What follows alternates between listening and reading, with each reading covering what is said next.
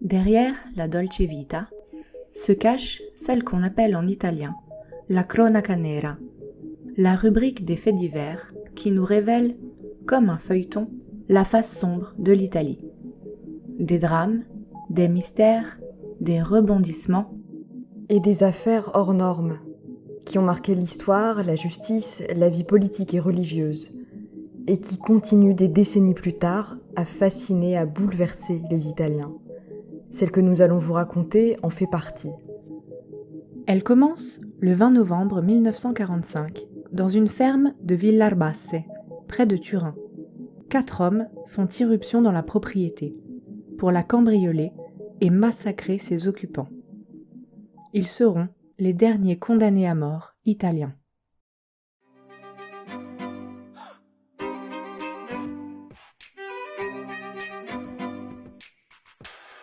Giovedì crimini.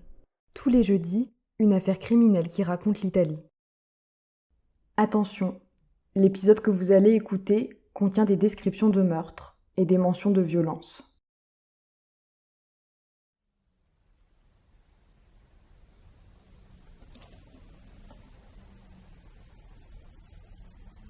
Il est bientôt 20h. Il fait déjà nuit noire sur la ferme Simonetto de Villarbasse, à côté de Turin. À l'étage de cette grande propriété agricole, un petit garçon de 2 ans dort à poing fermé, dans une des chambres. C'est le fils d'une domestique de la maison. Il est encore trop petit pour dîner en bas avec les adultes.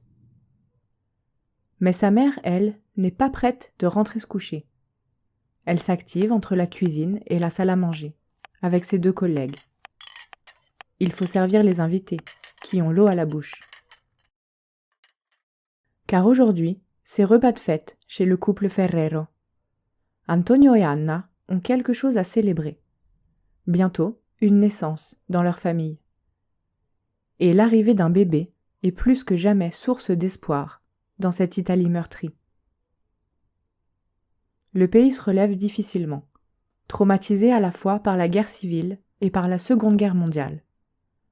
En 1943, la péninsule est tiraillée entre le nord, dirigé par Benito Mussolini, et le sud, gouverné par la monarchie.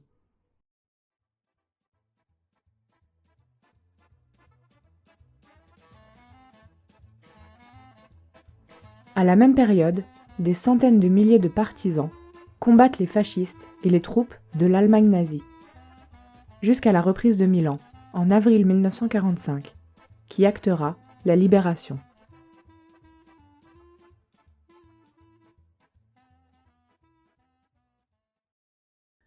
Ce soir-là, les 2 hôtes ont convié 3 amis. Leur gendre, Renato, est attablé avec Massimo Gianoli, l'avocat qui possède la ferme où ils habitent. Ils discutent autour de leur assiette de minestrone, la soupe paysanne de la région.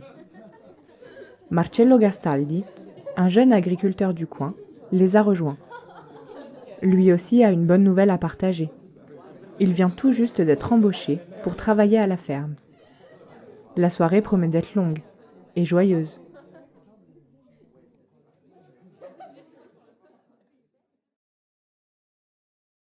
Le lendemain matin, le laitier qui passe tous les jours à la ferme vient leur rendre visite, comme à son habitude.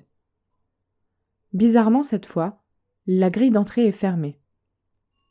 Il sonne à plusieurs reprises. Personne ne lui répond. Seules les vaches mugissent en attendant leur traite.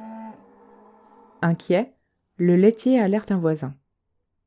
Ils décident ensemble d'enjamber la grille pour voir ce qui se passe à l'intérieur. Ils trouvent l'habitation en désordre. Des meubles sont retournés et les restes du dîner de la veille traînent sur la table. Un enfant pleure. Ses sanglots semblent provenir de l'étage de la maison. Les 2 voisins continuent à marcher. Le sol est taché de sang. Où sont passés tous les autres ? Les voisins contactent la police, qui se déplace pour inspecter les lieux. Dans une armoire, ils trouvent le coffre-fort de Massimo, ouvert et dilapidé. On sait maintenant que les occupants ont été cambriolés, mais les indices pour reconstituer les faits sont minimes. On se demande d'abord si les voleurs sont arrivés en voiture. Apparemment non. Il n'y a aucune trace de pneus sur la route qui mène à la ferme. Les policiers partent fouiller les vignes de la propriété. C'est là qu'ils tombent sur une veste, maculée de sang. Sur son étiquette, on peut lire « Caltanissetta ».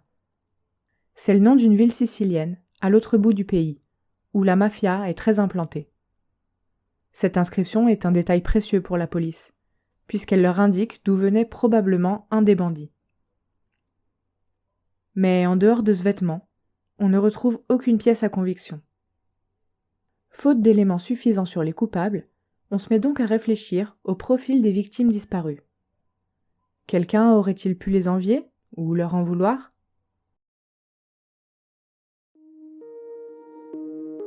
Massimo Gianoli est un avocat influent et respecté à Villarbasse.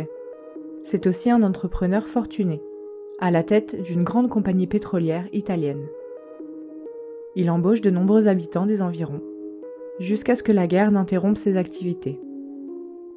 Pas grand-chose à voir avec les autres invités du dîner, qui eux sont des ouvriers agricoles.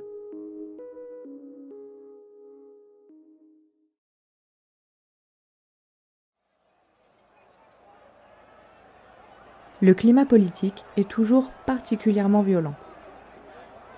Dans ce contexte, la police imagine que le cambriolage pourrait être un coup de militants communistes, issus de la résistance. Il n'en faut pas plus pour motiver les militaires alliés, qui n'ont pas encore complètement quitté le nord de l'Italie. Ils organisent des battues dans toute la campagne, pour retrouver les malfaiteurs et les habitants de la ferme Simonetto. Sauf qu'à la sortie de la guerre, l'État est très affaibli, et les services de police doivent enquêter avec les moyens du bord.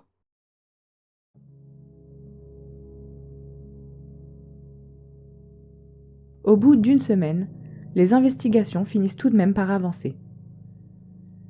C'est grâce à un employé de la ferme qui insiste pour ouvrir une des citernes d'eau de pluie. Au fond de la cuve, un morceau de tissu attire son regard. Il plonge un bâton dans l'eau et sent le bout taper contre une masse. Il se penche un peu plus bas, jusqu'à distinguer 10 cadavres entassés. Leurs pieds et leurs poings sont liés avec du fil de fer. On les a attachés à des blocs de ciment pour les faire couler dans la citerne. La découverte, profondément choquante, fait le tour de l'Italie. La police profite de la médiatisation de l'affaire pour publier un appel à témoins. Plusieurs signalements arrivent au commissariat. Des hommes sont arrêtés, puis rapidement relâchés, faute de preuves. L'enquête stagne, pendant des mois.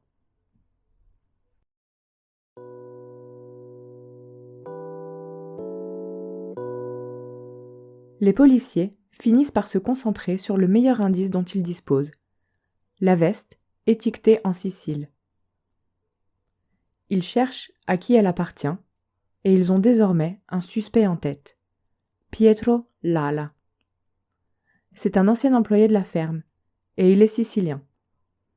Autre information troublante, on apprend qu'il a démissionné de son travail le 18 novembre 1945, 2 jours avant les crimes. Mais Pietro est introuvable dans la région, jusqu'à ce qu'un témoignage ne vienne sauver l'enquête.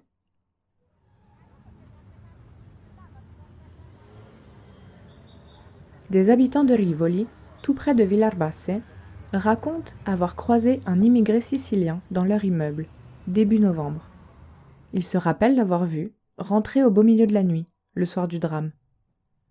Et aussi avoir senti une odeur de brûlé provenant de son appartement. Les policiers espèrent qu'il s'agit de Pietro Lala. Ils se rendent dans l'appartement de Rivoli, mais ils arrivent trop tard. L'homme évoqué par le voisinage a déjà quitté les lieux. Il a dû s'enfuir de manière précipitée. Et il a laissé derrière lui des vêtements, tachés de sang, et une paire de bottes pleines de boue. Dans la cheminée, il reste aussi les cendres d'une carte de rationnement, attribuée pour faire ses courses en temps de pénurie. Grâce au numéro d'identification mentionné sur le document, la police retrouve son utilisateur. Il s'agit en fait de Giovanni Dignotti, un ouvrier automobile qui travaille à l'usine Fiat de Turin. Les policiers parviennent à l'interpeller et décident de lui tendre un piège. Ils prétendent être au courant de tout. Ils racontent que ses complices ont déjà été arrêtés et qu'ils ont tout avoué. Dignotti mord à l'hameçon et confesse, en donnant le nom de ses acolytes. Il confirme avoir agi sous les ordres de Pietro Lala, avec l'appui de Francesco La Barbera et Giovanni Puleo, 2 autres Siciliens.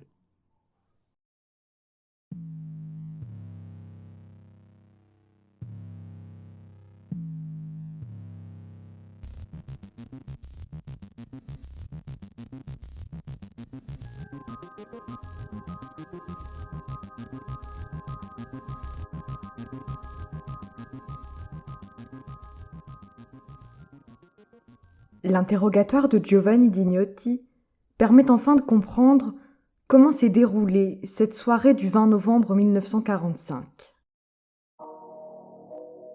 D'après sa version, l'idée du cambriolage venait bien de Pietro Lalla. Il savait que l'avocat cachait une grosse somme d'argent à la ferme.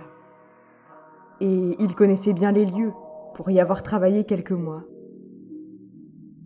Idéal pour mettre son plan en œuvre.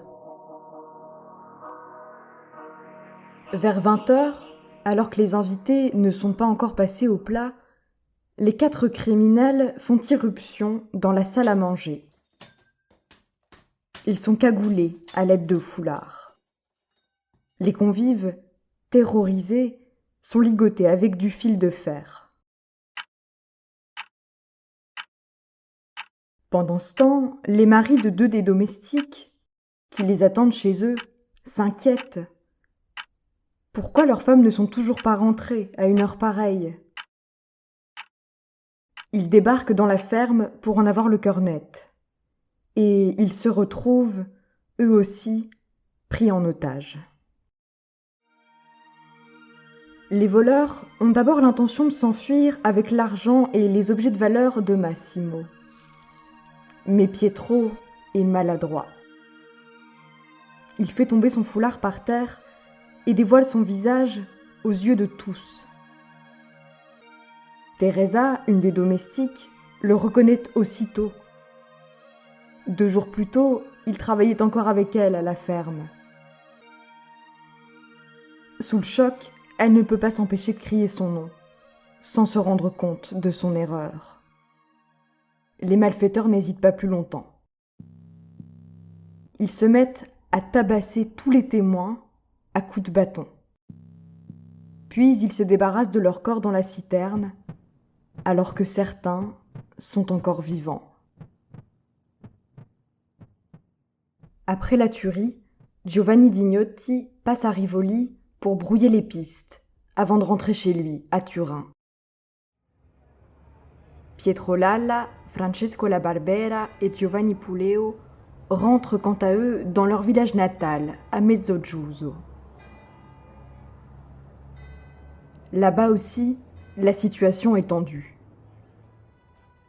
La Sicile est en proie à des conflits armés, menés par des militants qui revendiquent l'indépendance de la région. Quelques jours plus tard, Pietro est rattrapé par des membres de la mafia sicilienne pour une autre affaire.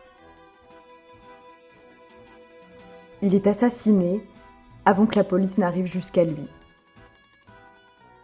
Et il ne sera donc jamais jugé pour le massacre de Villarbas. Francesco La Barbera et Giovanni Puleo sont arrêtés le 25 mars 1946.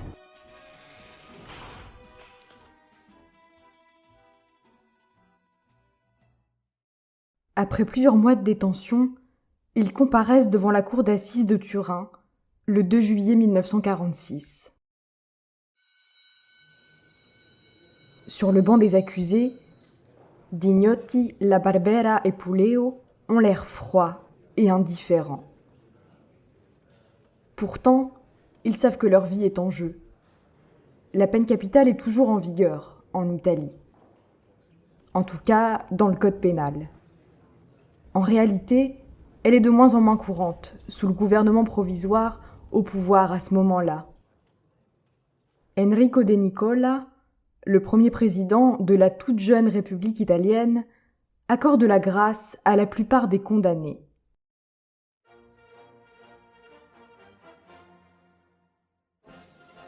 Il faut dire que l'abolitionnisme a déjà fait du chemin dans le pays. L'idée mûrit depuis le XVIIIe siècle avec Cesare Beccaria, un philosophe des Lumières milanais.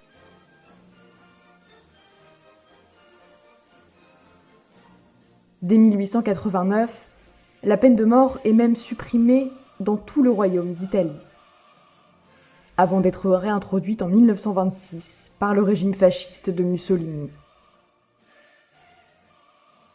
Le procès des Siciliens se déroule en pleine transition politique. Le terrain est prêt pour l'abolition. Alors, les avocats des prévenus misent sur ce contexte favorable. Ils espèrent que leurs clients s'en sortiront avec de la prison. Mais les circonstances aggravantes sont bien trop lourdes. Le délit a atteint le plus intense degré de criminalité.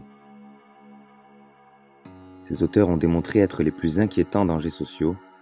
Ils n'ont pas hésité, pour quelques dizaines de milliers de lire, à sacrifier 10 vies humaines de manière froide, méthodique et scientifique.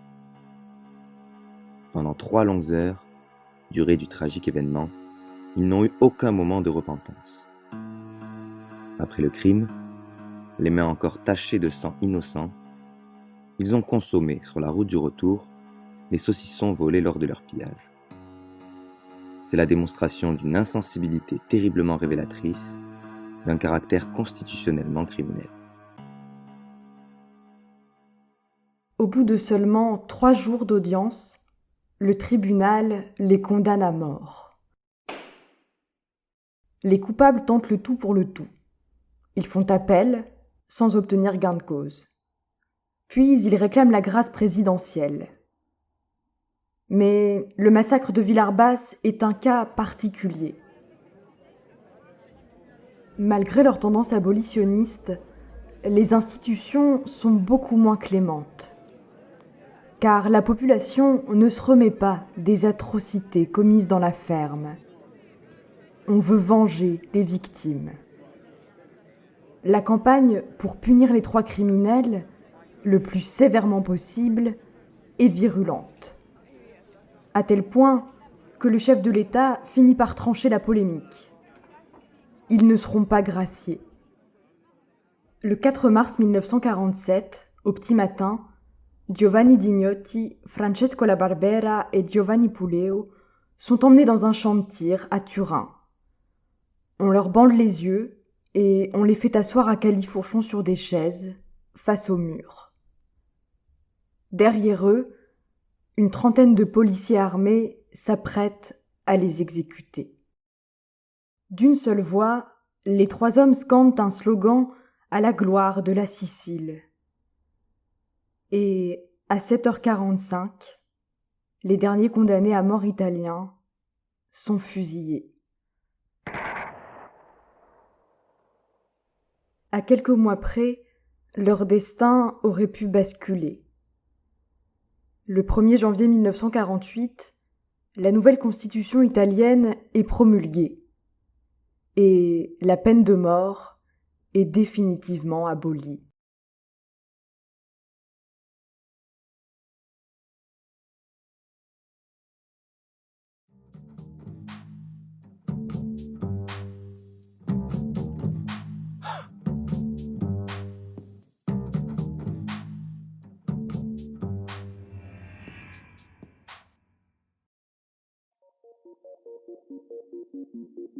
Vous venez d'écouter Giovedi Crimini, un podcast de Cyrielle Ferrand et Cloris Plogar.